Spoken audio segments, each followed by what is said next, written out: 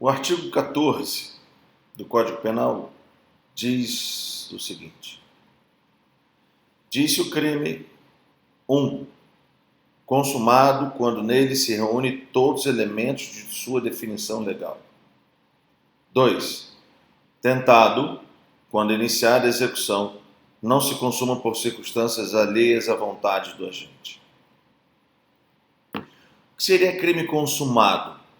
Crime consumado é quando nele estão reunidos todos os elementos de sua definição legal. Quais são os elementos da sua definição legal? O itercrimes ele possui 4 elementos: cogitação, preparação, execução, resultado. Esses são os 4 elementos. O primeiro elemento, cogitação, é o elemento idealizador. É o elemento da onde nasce na consciência do agente a intenção de praticar uma conduta criminosa.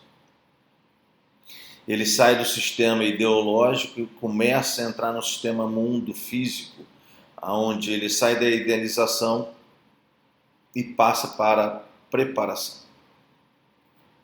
Cada norma incriminadora vai ter uma forma de preparação diferente, cada conduta, cada crime terá uma forma de execução da conduta diferenciada.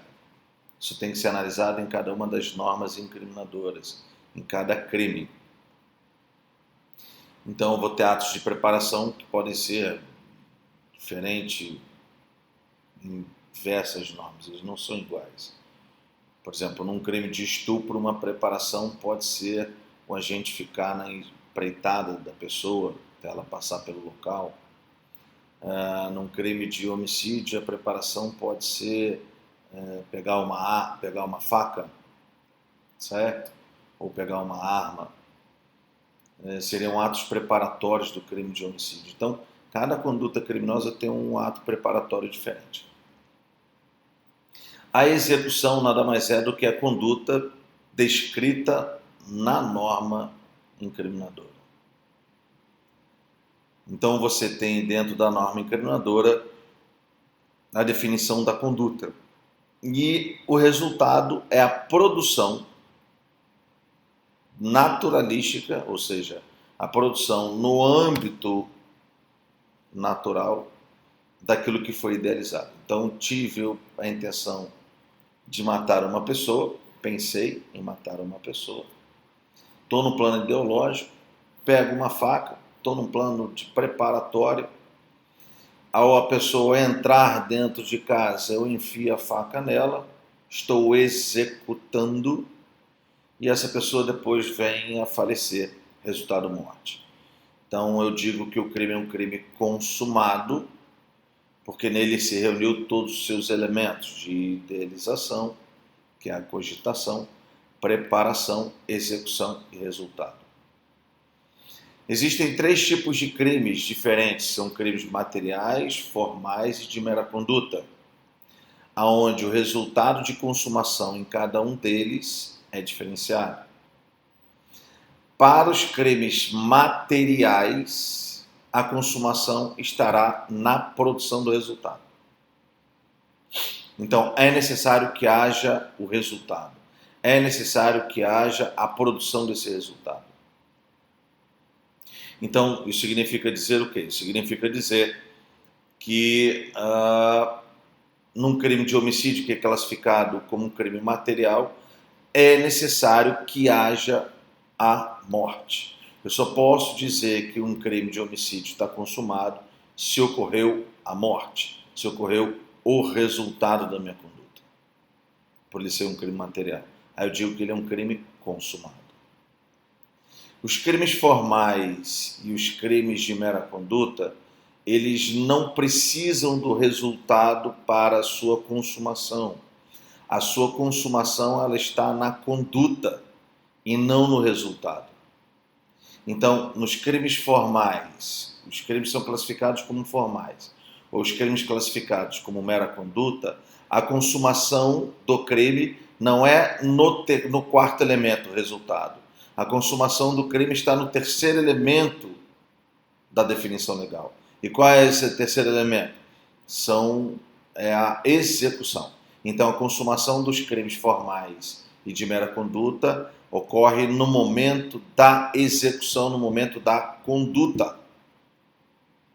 O que significa dizer isso? Dando essa informação de leve. Que os crimes formais e os crimes de mera conduta não cabe tentativa. Por que não cabe?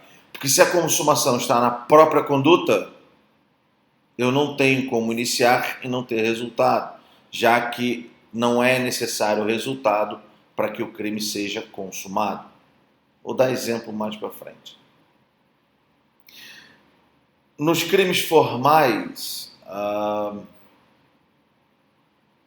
e de mera conduta, a consumação do crime está na execução. Se a consumação do crime está na execução, qual seria a diferença entre os dois?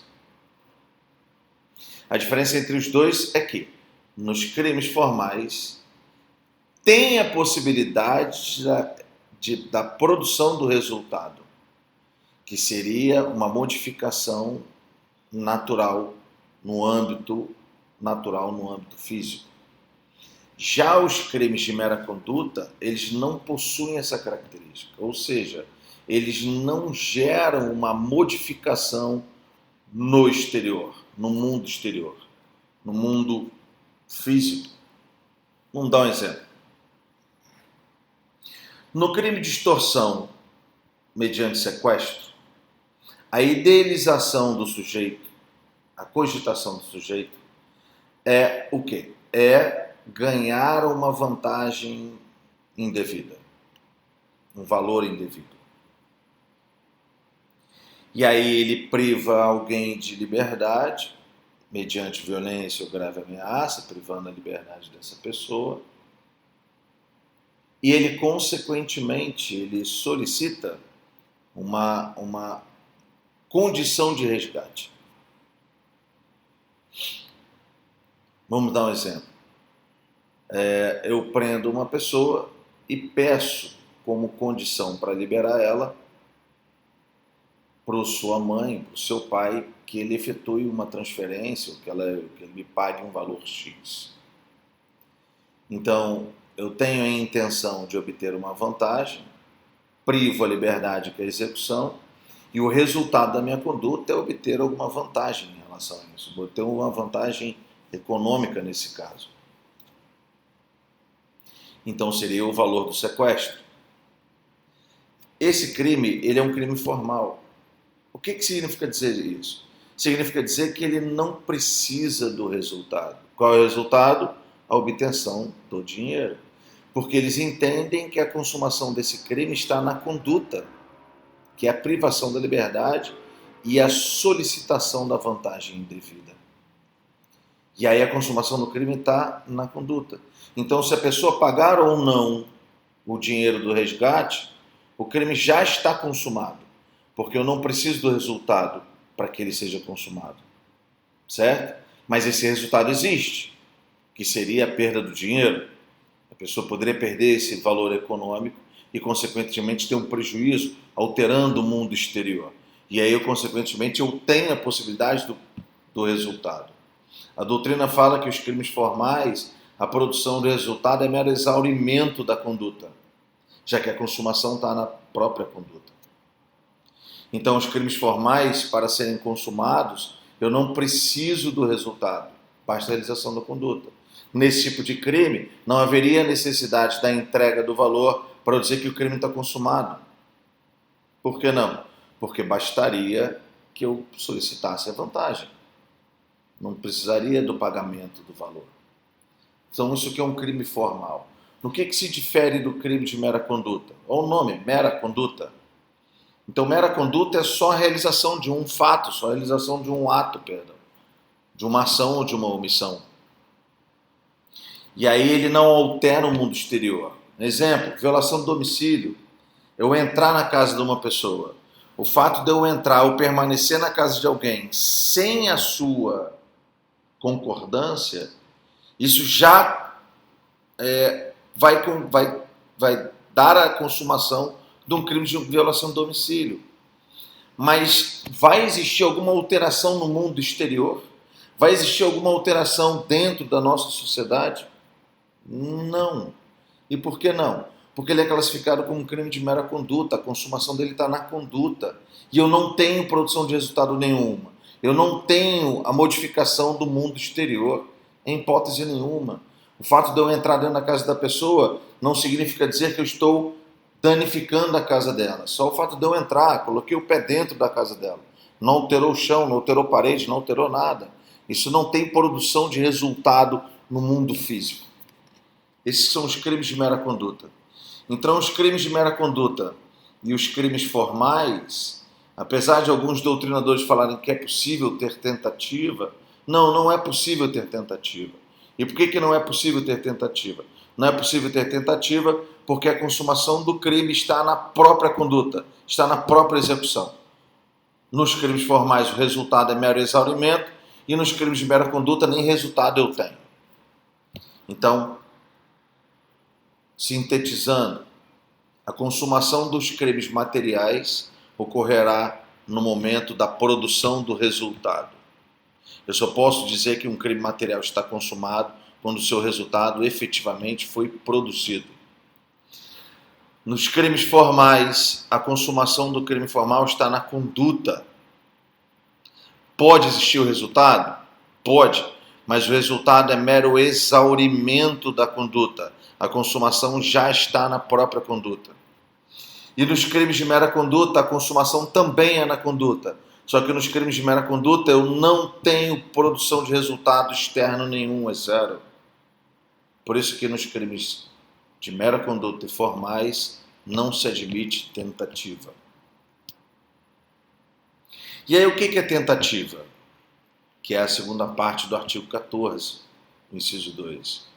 Tentativa nada mais é do que quando o agente inicia a conduta e por circunstâncias alheias à sua vontade não ocorre o resultado. Por isso que há necessidade de ser crime material. Então o agente inicia sua conduta e por razões externas ao que ele queria, aquele resultado que ele almejava, aquele resultado que ele desejava, não aconteceu. Então vamos imaginar que eu entrei dentro da casa de uma pessoa, dei uma facada nela e fui embora. Por algum motivo alguém salvou a pessoa e ela não morreu. Eu fiz a minha conduta, produzi a minha ação, entretanto o resultado que eu queria, que era a morte, não ocorreu por circunstâncias alheias à minha vontade. Alguém salvou essa pessoa. Quando isso acontecer nos crimes materiais, eu digo que esse crime é um crime tentado. E o que significa dizer crime tentado? Dentro da nossa legislação, o crime tentado, ele vai ter uma redução da pena. Ele vira e fala o seguinte, no parágrafo único do artigo 14, salvo disposição em contrário, significa dizer que eu tenho outras disposições diferentes dentro do Código, vocês vão estudar mais para frente. Salvo disposição em contrário, pune-se a tentativa com a pena correspondente ao crime consumado, diminuída de 1/3 a 2/3. O que significa dizer? Na hora que o legislador, na hora que o juiz for aplicar, na hora que o juiz for dar uma pena ao agente, como é que ele vai dar essa pena? Ele vai dar uma pena do crime consumado, entretanto, o juiz deverá reduzir essa pena de 1/3 a 2/3. E por que o juiz vai ter que reduzir essa pena? 1, pela previsão legal. 2, por ser direito subjetivo. 3, porque eu tenho que penalizar o agente com uma pena menor daquela pena que seria se o resultado fosse produzido, até por questões de individualização da pena. Então, o que o juiz faz? Ele aplica uma pena do crime consumado e na hora da dosimetria da pena ele reduz essa pena de 1/3 a 2/3. Como é que ele faz essa redução? Senhores, essa redução ela vai dentro das circunstâncias, da análise das circunstâncias de cada fato. O mais correto a ser feito é, quanto mais próximo do resultado, menor a redução. Quanto mais distante do resultado, maior a redução. Então, quanto mais perto do resultado ter acontecido, eu diminuo a pena em 1/3. Quanto mais distante do resultado ter acontecido, eu diminuo a pena em 2/3. Posso diminuir a pena na metade? Pode. É uma análise que vai ter que ser feita e debatida e discutida dentro do processo judicial. Professor, um exemplo para ficar mais simples. Legal. Vamos imaginar que eu dei uma facada na pessoa, eu tentei dar uma facada na pessoa e errei a facada. Nem acertei a pessoa. A pessoa conseguiu fugir. Por circunstâncias alheias à minha vontade, eu não queria que ela fugisse. Eu não consegui obter o resultado da minha conduta, que era matar a pessoa. Entretanto, eu já tinha iniciado a conduta. Qual é a redução da minha pena? Eu nem acertei a pessoa. Então, provavelmente, isso não é exatas, senhores. Nós estamos dentro de um curso de humanas. Isso não é exato, não é 1+1. Provavelmente, a redução da pena será uma redução de 2/3, porque eu fiquei muito distante da produção do resultado. Já em sentido contrário, vamos imaginar que essa pessoa, ela tomou a facada, foi para o hospital, ficou em coma, quase faleceu, ficou na UTI durante 2 semanas, mas sobreviveu. A produção do resultado, a morte dela chegou muito próximo. A probabilidade é que eu tenha uma redução de 1/3. Por isso que dentro do âmbito jurídico, muitas vezes as discussões, elas não se inserem, eu já falei isso N tipos de vezes para vocês, elas não se inserem pura e simplesmente cometer ou não uma conduta, mas eu posso entrar numa discussão de dosimetria de pena, de quantificação de valores, de quão próximo eu cheguei ou não de uma conduta criminosa. O juiz muitas vezes pode reduzir a pena no seu máximo e a acusação entender que ela tá sendo muito branda, querer uma redução menor. Ao contrário, também vale. O juiz às vezes reduz a pena muito pouco e a defesa quer que essa redução seja maior. O que vai ser analisado são as circunstâncias em cada caso, em cada fato. O que nós temos que ter em mente é, quanto mais próximo da produção do resultado, menor a diminuição da pena, 1/3. Quanto mais distante da produção do resultado, provavelmente eu vou ter uma redução maior de 2/3. O que eu quis dizer com direito subjetivo? Direito subjetivo quis dizer que o juiz é obrigado a reduzir a pena. Então, se a produção do resultado não se deu por circunstâncias alheias à vontade do agente e não houve a consumação do crime, o juiz é obrigado a fazer a redução da pena de 1/3 a 2/3. Ele só tem que obedecer esse parâmetro entre 1 a 2/3, salvo se não tiver disposição em contrário, como a própria norma diz. Então a redução vai existir. Agora essa redução ela vai ser feita de que forma? Bem, essa redução ela vai ser feita da forma que eu vou fazer análise dos fatos, aonde mais próximo do resultado, menor a redução. Mais distante do resultado, maior a redução. Sendo direito subjetivo onde o juiz é obrigado a reduzir. Para que a gente possa finalizar esse comando de consumado e tentado, é necessário que a gente faça uma distinção que existe dentro da doutrina entre tentativa branca e cruenta e tentativa perfeita ou imperfeita, certo? A classificação de tentativa branca e cruenta está relacionada ao atingir o objeto jurídico, ao atingir o bem que é protegido pela norma. Se eu acerto o bem protegido pela norma, eu recebo o nome de tentativa cruenta. Se eu não acerto esse bem, eu tenho a classificação de tentativa branca. Então vamos imaginar que eu dei uma facada na pessoa e errei a pessoa fugiu. Isso é uma tentativa branca, porque eu não acertei a pessoa. Agora, se eu acerto a pessoa e ela consegue fugir e eu não consigo matar ela, como eu acertei o objeto, como eu acertei a pessoa, consequentemente eu tenho o quê? Uma tentativa cruenta. E a tentativa perfeita e a tentativa imperfeita, ela está relacionada à produção ou não de todos os atos. Quando eu produzo todos os atos, eu digo que ela é uma tentativa perfeita, Quando eu não produzo todos os atos, eu digo que ela é uma tentativa imperfeita. Então vamos imaginar o seguinte, que eu chego, dou várias facadas numa pessoa, canso, a pessoa já está no chão, já quase desfalecida, morrendo, eu levanto e vou embora. Realizei todos os meus atos, fui embora. Certo? Alguém vem e salva essa pessoa. Por motivos alheios à minha vontade, o crime não se consumou. Entretanto, eu acertei a pessoa e pratiquei todos os atos. É uma tentativa cruenta porque eu acertei a pessoa e ela é perfeita porque eu realizei todos os meus atos. E a tentativa imperfeita é quando eu não realizo todos os atos. Então, vamos imaginar que eu parti para cima da pessoa, dei a primeira facada e ainda queria continuar executando a ação. Ainda queria continuar produzindo a conduta, realizando os meus atos executórios. No entanto, vem um policial e me prende. Quando isso acontece, meus atos executórios foram interrompidos.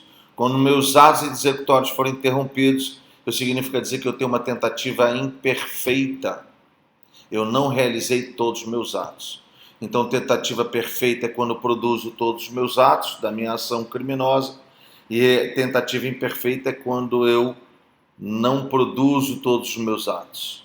Legal? Lembrando que se eu estou falando de tentativa, tentativa é sempre quando eu tenho o início da conduta criminosa e, consequentemente, eu não tenho a produção do resultado por circunstâncias que fogem à minha vontade, que fogem ao meu desejo, por qualquer outro motivo que o valha, circunstâncias alheias à minha vontade, é qualquer uma delas. Legal? Um abraço a todos.